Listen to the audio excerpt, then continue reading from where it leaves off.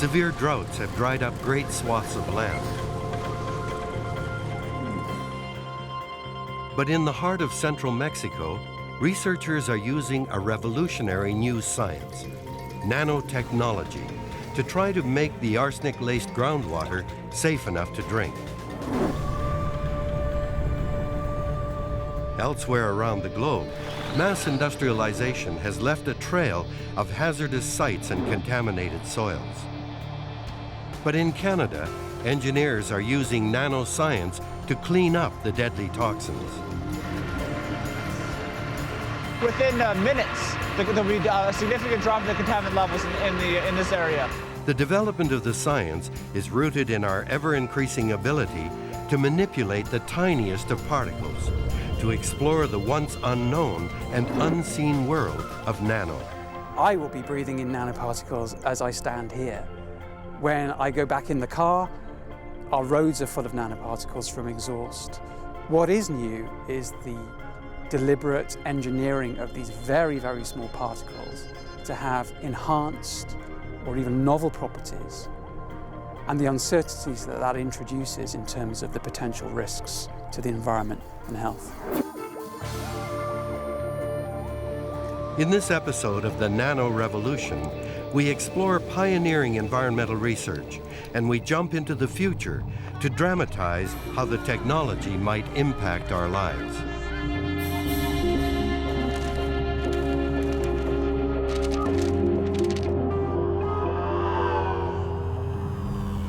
We have always counted on new technologies to help us shape our world.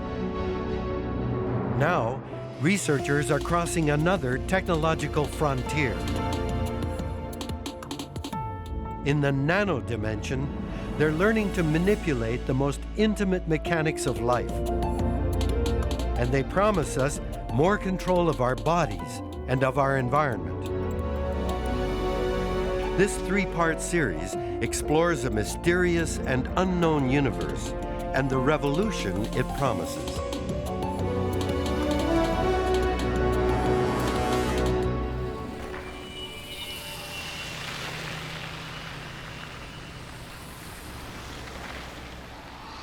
Here inside this real-world snow globe on the grounds of the University of Toronto, there's a state-of-the-art lab where nanoparticles are being created.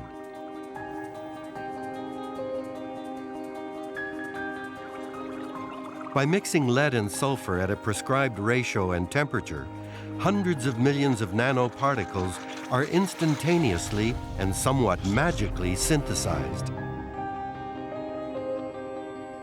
But what is nanotechnology? How revolutionary is it? And is it going to change how we see the world around us? For starters, the nano world is an invisible one. If you look at the distance between the ridges of skin on your fingertips, nanoparticles are 80,000 times smaller. These particles can only be glimpsed by the most powerful electron microscopes. This is the world of nano, where it's possible to shape matter and alter its basic properties. Scientists like Professor Ted Sargent at the University of Toronto believe nanotech is the only way to go. He sees a future where nanoparticles applied to solar cells transform the way we capture energy. There's two aspects to these solar technologies that are incredibly exciting. The first is just raw performance to cost. The other thing about having a flexible solar cell or a paintable solar cell is that it just allows your imagination to go wild. Imagine if you could wear clothes that were solar energy harvesters and that would charge up the batteries of the mobile devices that you were carrying around. Imagine if you could create a sailboat whose sail was also a solar energy harvester and can charge up the battery on your sailboat. The imaginative possibilities that emerge when you start to make low-cost, flexible, and high-efficiency solar cells simultaneously are really limitless. Solar energy has already caught the imagination of both environmentalists and entrepreneurs. But what if its efficiency could be dramatically enhanced? Here on the edge of the vast Arabian desert, King Abdullah is building at a furious pace, creating an intellectual oasis among the dunes. Total price tag, $12 billion. This is the King Abdullah University of Science and Technology, or KAUST for short. And look who's shown up here in Saudi Arabia. Professor Sargent and his solar nanotechnology have been beckoned to the land of easy oil. This country may be the largest exporter of oil in the world, but when you consider the amount of sunlight bombarding the desert floor every day, the potential for producing solar power here is simply astounding. Solar to us is very important. Basically, we had the challenge from the chairman of KAUST board telling us that he wants Saudi Arabia in the future to export the same BTUs that we are exporting from fossil fuel in the form of solar energy. So I don't know how big that challenge is, but it's really a tall order challenge. For Professor Sargent, the solution lies in designing a radically different solar collector using nanoparticles to maximize the sun's impact. It's a bit like when, I guess it would have been in the 1950s, people wondered whether one could go to the moon. And it became clear that there's no physical impediment. There's no laws of physics that would prevent that from happening. And it became a technology challenge. And it doesn't hurt that this technological challenge is fueled with a fantastic financial incentive. Energy today is a $9 trillion industry. I can't think of a bigger sector of the economy. I mean, it's absolutely huge. It's something we almost don't notice because it's so much around us and we take it for granted. Does the eel show you like the elemental makeup of glycogen or? In the world of nano, Professor Sargent is a big deal. More than just a visiting professor, he's a rock star in the fiercely competitive world of nanoscience. And he's here to sing the praises of his unique and potentially hugely profitable approach to harnessing a seemingly limitless force.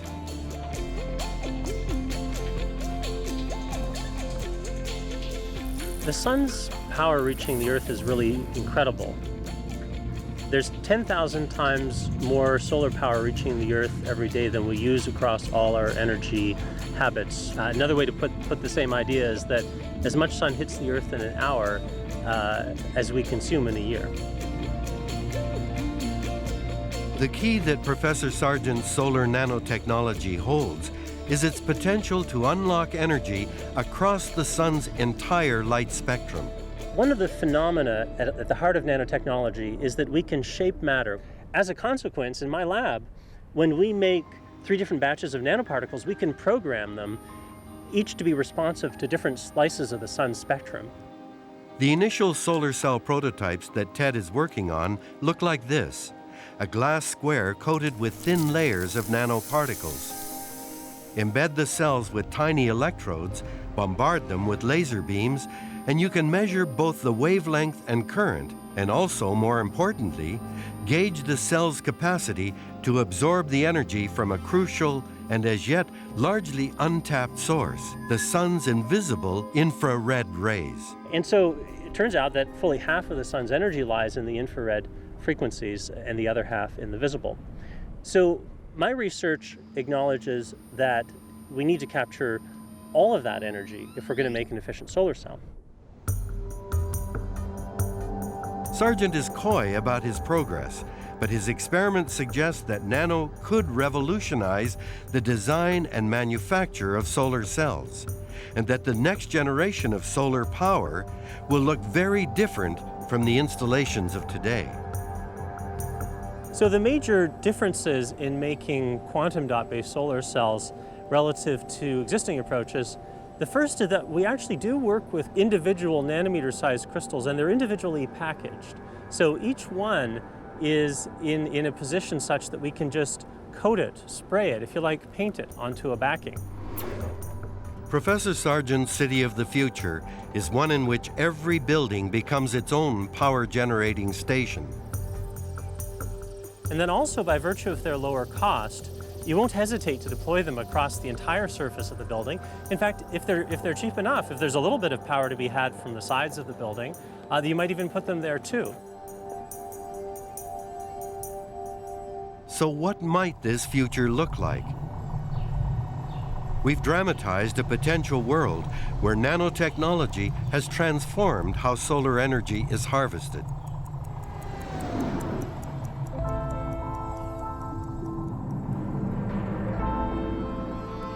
I've been living in this city all my life. Now, over the years, I've seen changes I never would have believed. Take power. My grandson just assumes it comes from the sun. But it wasn't always like that. There used to be coal and oil, and who could forget all the trouble with nuclear? After that, energy saving came back. People bought all kinds of do-it-yourself solar stuff, like my mini panel. It's basic, but I'm still using it. Then came the NanoFlex fabric balloons. At the beginning, they were kind of modest. My neighbor Sam was the first person I know to try one. Pushy guy. Always wants to be first with everything. Yeah, did seem like a bright idea. But right away, there were tensions. And in no time at all, there was trouble. Sam! It's that damn balloon of yours! Keeps blocking the sun from my solar panels. Now there's no hot water. Hey, sunlight is first come, first served. Go get yourself your own balloon. Hey, you can't hog our sunlight. Hey, I can't help it if my balloon happens to be bigger than your panel. I'm gonna tear your damn balloon to pieces. Huh? Shut up, you solar thief! No.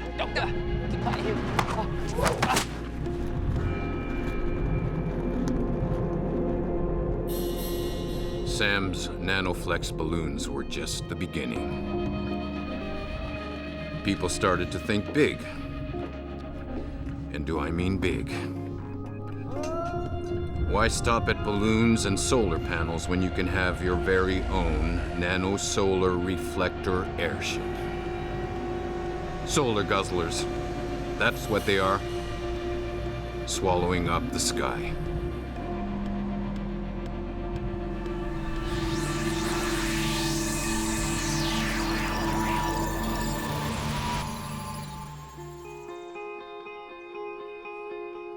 Nanoscience will not only revolutionize how we capture the sun's energy, new applications of nanotechnology promise to clean toxins out of our water supply. In these beautiful mountains in central Mexico, they've been living with a serious environmental health risk for years. We're in danger. We're in danger because we need water, and the only source we have is poisoned with arsenic. Rafael Zarate has a big weight on his shoulders. He's the manager of the city's water utility. This is the city where I was born, and right now my responsibility is to make sure that everyone at their homes have water every time they need it. And in Guanajuato, everyone understands the importance of water to the town's very survival. Today, Zarate is overseeing a bucket brigade.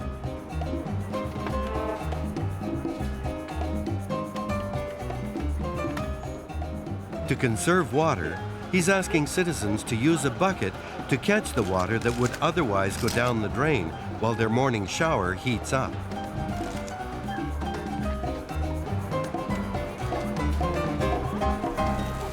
But the truth is that while conservation helps ensure there's enough water for the future, the pressing issue of today is what's in the water. We are having water from 700 meters deep wells, and the concentrations of arsenic at that levels are very, very high. Although arsenic is strongly linked to cancer, more than 55 million people around the world still drink water that has naturally occurring concentrations of the toxin. Compounding this problem is the difficulty of removing arsenic from water.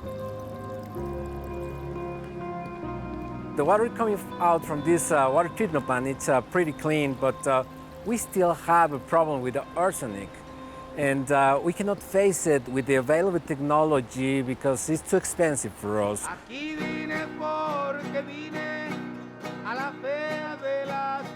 But there may finally be an affordable solution to Guanajuato's troubled waters. A team of scientists from Rice University has arrived, and these three amigos aim to clean up this town and rid it of its arsenic problems once and for all.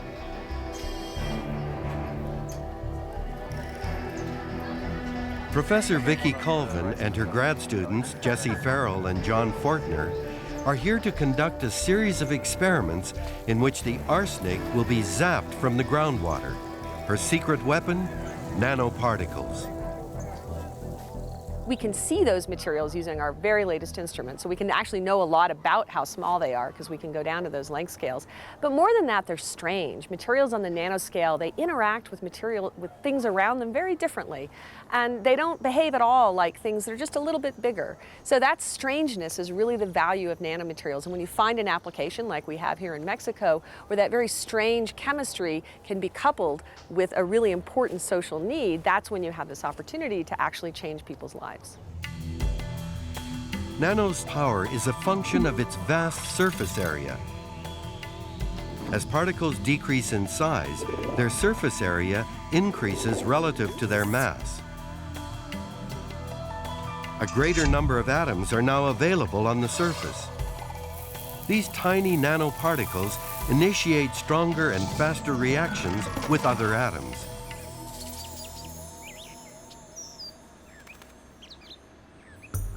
Dr. Colvin and her team plan to make use of the nanoparticle's surface area with this water filtration column. For this device to be of any use in the developing world, its design should be simple, with components that are both inexpensive and locally sourced. A layer of gravel, a layer of sand, and then the active ingredient, nano-sized particles of ferrous oxide, also known as rust. Well, I think everybody knows what rust is. We're using a particular form of rust, and nano-rust is a good way to think about it, but it's special. It's special because it's really, really small. And so really what we're hoping to do is by using these nanomaterials that have just in a single small amount, tons and tons and tons and tons of surface area for the arsenic to stick to. It's kind of like an amazing sponge for arsenic. It's good. Yeah. Well, want to do it right. Water everywhere is getting scarcer. It's getting harder to clean it. You're having to dig deeper to find aquifers that are not already been used by people. And in fact, arsenic becomes more of a problem, like in this community, is they have to turn to deeper and deeper wells. Those always have more and more arsenic. So it's an existing problem, and it's certainly one that we anticipate growing, not just here, but in many, many other regions throughout the world. Hey guys. Hey Vicki. How's it going? It's going. Bueno. Looks like a column. Muy bueno. We're hoping to put 10,000 liters through that 1 pound of magnetite.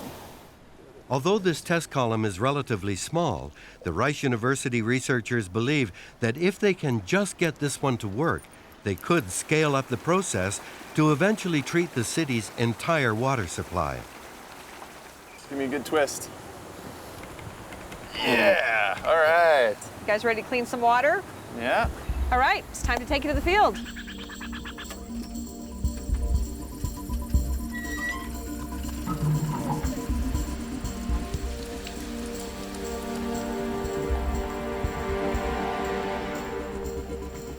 Took it up. All right, let's see what happens.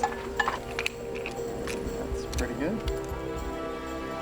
We're pumping the groundwater directly into the top of our column with the arsenic in it. The nano-filtered water will be tested back at the lab to see if all the arsenic has been removed. Nanotechnology is this capability, this new, entirely new toolkit that people have available to them. And I think it's going to move into just about every arena, limited perhaps only by the creativity of people and how they take these new ideas and new tools and solve some of the world's most hardest problems.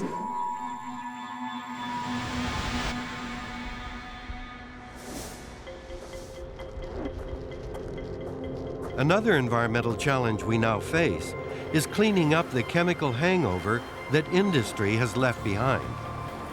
It's a dirty job, but someone's got to do it, and today that someone is Professor Dennis O'Carroll from the University of Western Ontario. He and his students are here to try to clean up this old abandoned site using some brand new nanotechnology. Well, on the other side of the building here, they would have had a maintenance yard where they would have cleaned up tools and trucks with a trichloroethylene, which is a chlorinated solvent that's commonly used for degreasing. It's commonly used in dry cleaners. Historically, let's say 20, 30 years ago, when you were done with oils and these kind of liquids, you just pour them on the ground or pour them down a drain, and they let it get into the subsurface. They didn't really understand that these contaminants would persist for long periods of time, that they're extremely toxic. Professor O'Carroll is preparing to clean up the soil by mixing up a barrel full of nanoparticles that will then be injected into the contaminated ground. It's been injecting it for about 3.5 hours. Yeah, as long as the water is moving, it's not going to freeze. So we're watching for this to turn orange, then it's going to be ready to dissolve. It's a complex and exacting procedure, made all the more difficult by a nasty mid-February Canadian deep freeze.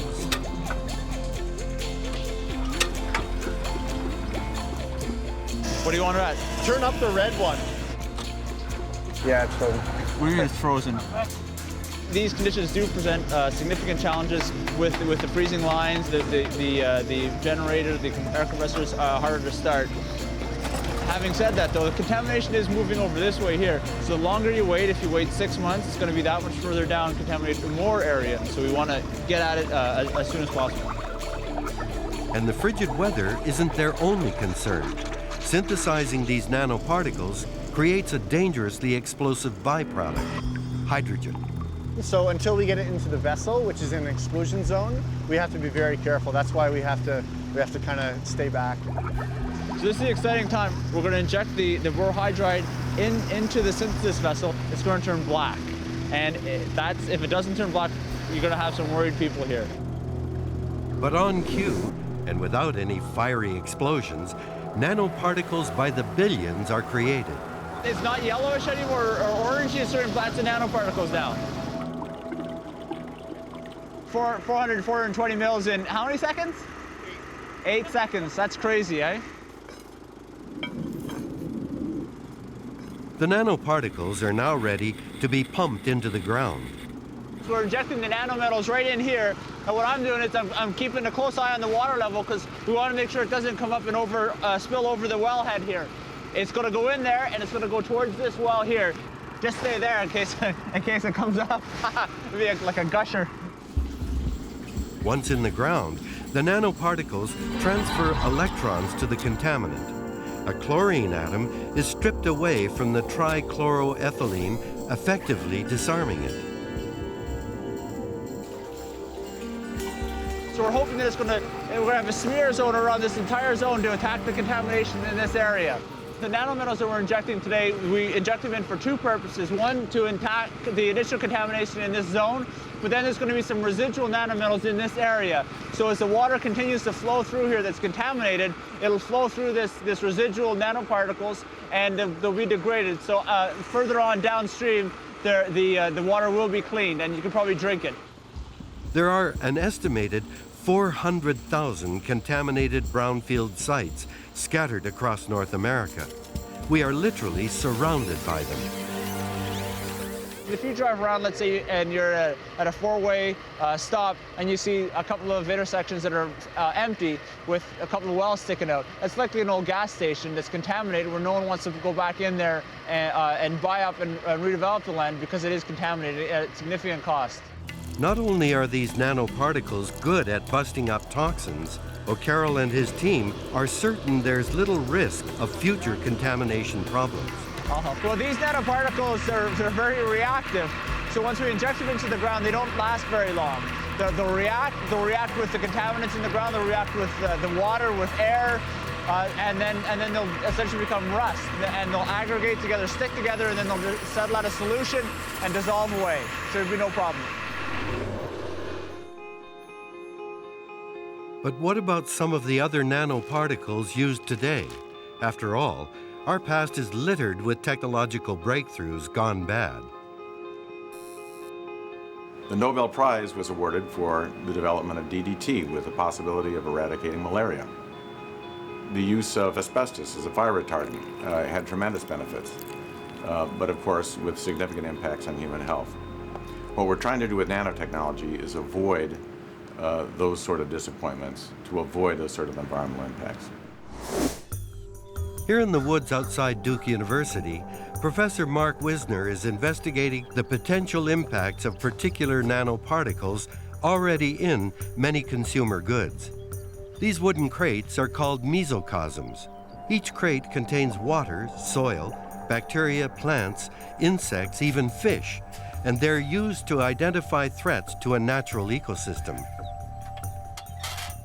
So what we're doing here is testing nanomaterials in a very complex environment. Professor Wisner's grad students are spraying these mesocosms with silver nanoparticles, which are being used as antibacterials in all sorts of products. As we use these products, these things will go down the drain, end up in a wastewater treatment plant. The wastewater treatment plant will separate them into the clarified water and the sludge or the solids that come out of that process. The question is, what happens when the nanosilver accumulates in the treatment plant's sludge and is then trucked out and spread over farmers' fields? One of the things that we're interested in looking at here is what happens when we do apply them to land. How long will they stay there? Where will they go? What kinds of organisms will they impact along the way?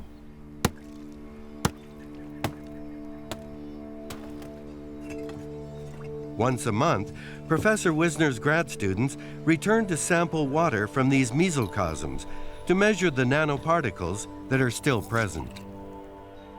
When you talk about a nanoparticle, it's all surface. When you get down to a particle that's something like 5 nanometers in diameter, about half of the atoms are on the surface.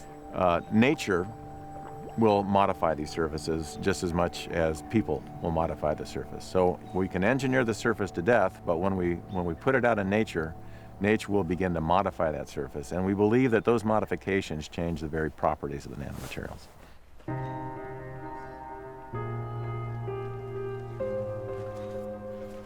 Water samples from their mesocosms are brought back to the lab, where Professor Cole Matson analyzes their toxicity. So we're working with killifish larvae, and we're dosing them with one of our silver nanoparticles and trying to understand how different types of water affect the toxicity of those particles. Ultimately, the challenge is to understand what happens when engineered nanoparticles enter the environment, how they react, how they travel, whether they dissolve. Over the past several years, we've made a lot of progress in understanding how a particle might affect an individual species, fish, invertebrates, etc., but understanding how it may alter the entire ecosystem or microbial nutrient processing, etc., we're just at the cusp of that type of work. It's a challenge compounded by the incredible speed at which the nano applications are being pushed forward. We don't normally regulate most materials before they're released in commercial products in the United States. And so generally, we're left with a situation where we're trying to understand whether products that are already out on the market might pose a hazard to either wildlife or humans specifically. So we have to work very fast to try to understand these questions as quickly as we can. The last thing anyone wants is 30 years from now figuring out that there was a problem that we should have discovered earlier in the process. And so it is definitely a race. You know what? Some things are never quite what they seem. This park, for instance. I'm gonna play. See you later. I live nearby and come here every day when my grandson's around. He'd play here all day if he could. Now, this park was a wasteland when I first bought my little apartment. That was the only reason I could afford the place. Nobody wanted to live on the edge of a dead zone. It was all fenced up and no one could go near it. But I was lucky. It was chosen for the latest nano remediation soon after I moved in. The whole area was off limits for years. No one knew exactly what they were up to, but in the end, it was amazing. Magical to see a dark, derelict space come alive again. A run-down wasteland, transformed into a beautiful park. It's a joy to see my grandson play here with his friends and think back on what it used to be like. But lately, I'm not so sure. Protective tents went up again, and the inspectors were back, looking for something. I don't know what. Then, the anti-nano troublemakers started. Looks like fear-mongering to me, but fear can be catching. I don't know what to think. As I say, these days, nothing's quite what it seems.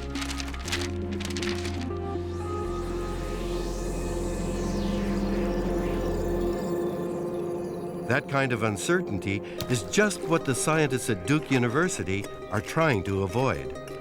But the difficulty facing them is that they are unsure of the questions that must be asked, let alone the answers.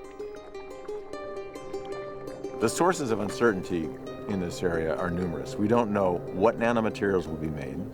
We don't know how they will be used. We don't know how many will be used. We don't know where they will go. We don't know who they'll impact. There are a great number of unknowns. Some of the unknowns are unknown. Some of the unknowns are known. So what do we know and what do we don't know, and what have we not yet imagined?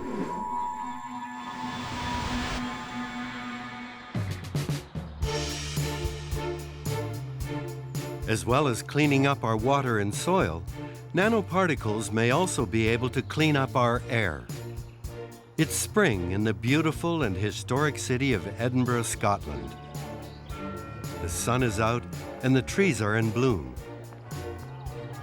It's one of those perfect days. But things are not nearly as perfect as they seem. There's something in the air, nanoparticles. We've grown somewhat accustomed to the bad air in our cities, but scientists now know that the air contains nanoparticles, and they're dangerous. On his daily commute to the Royal Infirmary, Dr. David Newby, a cardiac surgeon, tries to avoid streets with congested traffic. We see a lot of patients come into our coronary care unit with acute heart attacks, severe heart attacks, life-threatening heart attacks. And actually, if you look at what they're doing in the hours before they come in to have their heart attack, they're 2 to 3 times more likely to be in traffic. Case in point, just a few hours ago, this patient was rushed to the hospital suffering from a heart attack. What's she doing when she got a chest pain? That was a good question, actually. We were basically driving home and caught in traffic, and she suddenly started getting some chest pain. Yeah. Dr. Newby's research is now linking heart attacks with heavy traffic. And it's not the frustration of sitting in traffic that's to blame. It's the clouds of nanoparticles suspended within diesel exhaust. What we now understand is that there's very small particles that are in the diesel exhaust of traffic. These nanoparticles, we call them combustion-derived nanoparticles because it's when the engine burns them. So when people breathe in these combustion-derived nanoparticulates in the air, they can influence the lung, cause inflammation in the lung, and that then causes a cascade of effects that can affect the heart and trigger the heart attack. We also believe that these nanoparticles are so small that they can actually fly across the blood vessel wall, because in the lungs, the blood vessel wall is incredibly thin. So we think these nanoparticles, when they're in the bloodstream, can actually trigger these plaques, this fatty deposit in the artery, to burst open, and that can cause a heart attack to occur. To strengthen this theory of his, Dr. Newby has designed a simple field experiment. Morning, Roger. Hey. Hi, my name's Dr. Barnes. I'm one of the researchers involved in the study. Just before we take you out on the walk, we need to put an ECG machine onto you and a blood pressure cuff just to measure your blood pressure.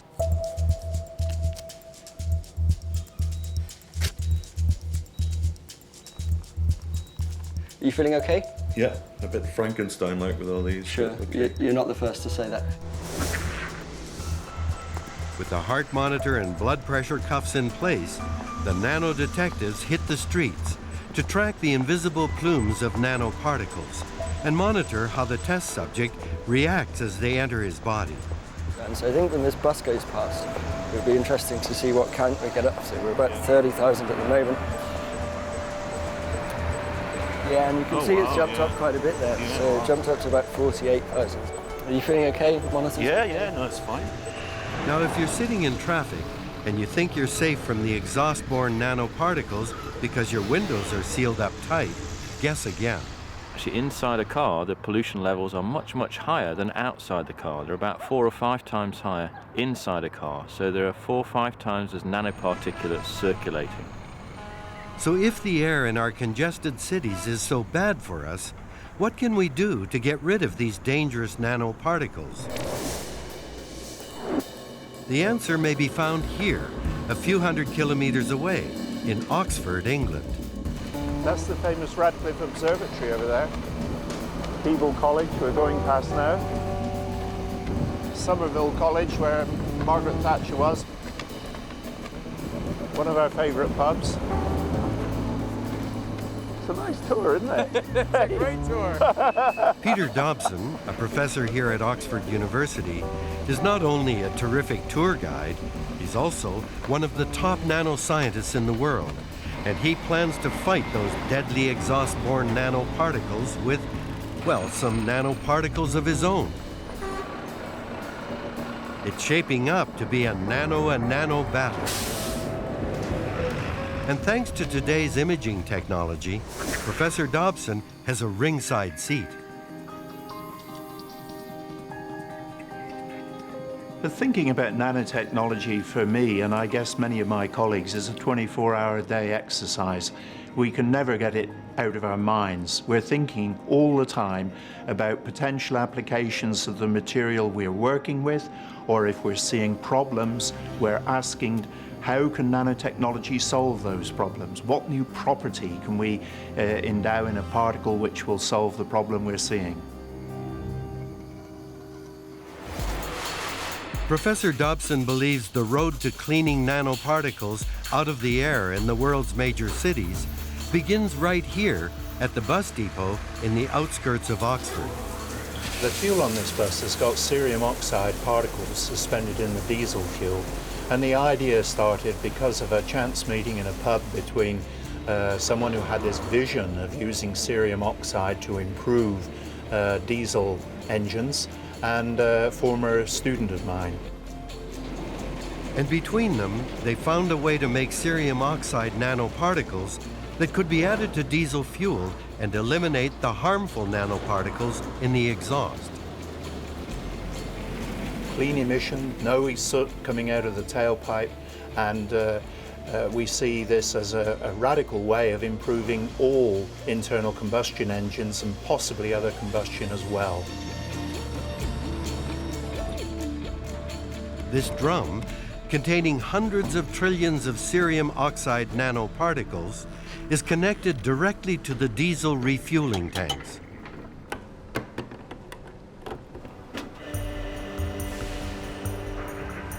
Inside the engine cylinders, cerium oxide works as a potent catalyst, giving up oxygen that allows the fuel to burn more efficiently. If you envisage breaking the cerium oxide down from big lumps down into lots of tiny little nanoparticles, you end up with a very high surface area. and it's that surface area which drives the catalysis and makes it so effective as a diesel fuel additive. This is a good example of how a nanomaterial can help clean up the planet. But for the environment as a whole, what is the likely impact of nanotechnologies?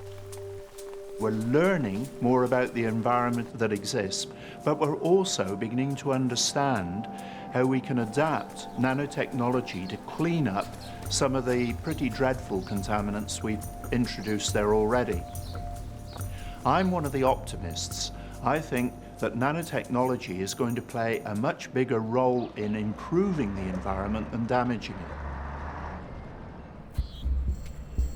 Dr. Richard Owen, who holds the chair in Environmental Risk Assessment at the University of Westminster, cautiously tours a derelict industrial site on the outskirts of London. Dr. Owen also sees the potential for engineered particles to dramatically change our world. But will it be for the better? We're beginning to understand more about how nanoparticles behave in the environment. But they're very complex. That behavior is complex. Technology and innovation, like nanotechnologies, doesn't happen in a vacuum. It happens because it interacts with us as human beings. And the key thing is that we understand that we recognize that we all have our faults, and that technologies can sometimes go wrong. They needn't go wrong if we develop them responsibly. And that's the sheer challenge for us now with this, probably the most exciting technology of the 21st century. But Dr. Owen believes that there are no quick answers when it comes to the safety of nanotechnology. There have been no reported effects in the environment. No real impacts have been observed. And in fact, we haven't really detected many of these manufactured nanoparticles in the environment themselves. So, from my own personal view, it's not that we've shown that they're harmful or that they pose a risk, it's just that we don't know.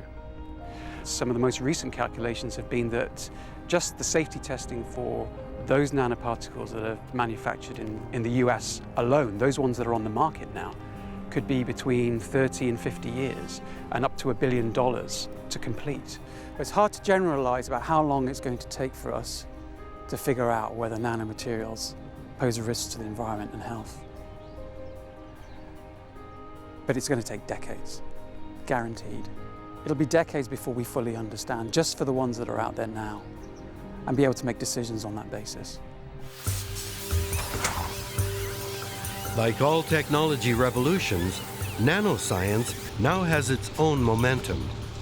Back in Ontario, Professor O'Carroll's team are proud to be part of it.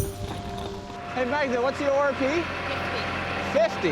Well, it should be coming any time now. It should come right through. We haven't seen it yet, and I haven't seen it come through here, but it'll be there very soon.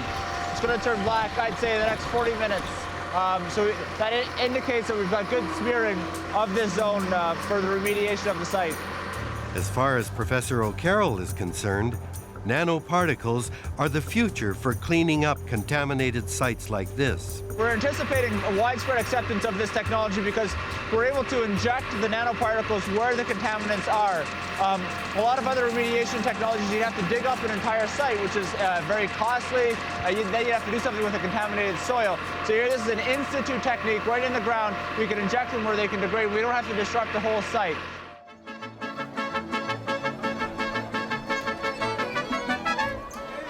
In Guanajuato, Mexico, the city is gearing up for one of its biggest events of the year, the Festival of Flowers. While most of the city has come out to enjoy the party, Jesse Farrell, the nanotech researcher from Rice University, is getting down to business. It's time to test the water samples to see if the column of nano rust sucked out all the arsenic from the contaminated groundwater. In this test, the arsenic in the water is converted into arsine gas, and that gas reacts with the test strips on the top of these vials. And so these test strips change color depending on the amount of concentration in the water. So it's kind of like a pH test strip on steroids. How's it going? Oh, hey, pretty good. I just got done with the reaction period for the arsenic, so I'm just checking out our results. Oh, great, great. For Professor Vicky Colvin and Raphael Zarate, the local water manager, this is the moment they've been waiting for. Has the nano rust removed the arsenic from the city's drinking water? That's the before. That's the before, yeah. We do the after. After our nano magnetite. Oh, great. Okay, yeah, it's all gone. Yeah, great. Zero. Uh-huh. Yep, this is Great. zero. Yeah. So right now, there is no arsenic coming out of the column. It's being completely removed by the Fabulous. nanomagnetite. It's called an experiment, but so, fabulous. It's a really, really good outcome. So now we just have to keep watching it. I think that at this moment in time, we are poised, this is our technology developed. This will be our generation's contribution to the world to take it up that next step. And so yes, I think my kids are going to live a better life because of the kinds of nanotechnology that we have, where we can put it in and solve the problems that all of us are facing. Nanotechnology is already transforming the world of science and engineering. The big question now is, how is this revolution going to shape the world in which we live? And how do we best manage the inherent risks? One of the elements of our work is trying to imagine, if you had a nanoparticle in front of you, what would it look like if it were dangerous? Would it be blue? Would it be long? What would be the characteristics of a dangerous nanomaterial? We don't even know that yet. I would be surprised if there wouldn't be some unintended consequence that's going to get past our experimental network. We can't anticipate everything, but we can reduce the uncertainty, and we can reduce the impact.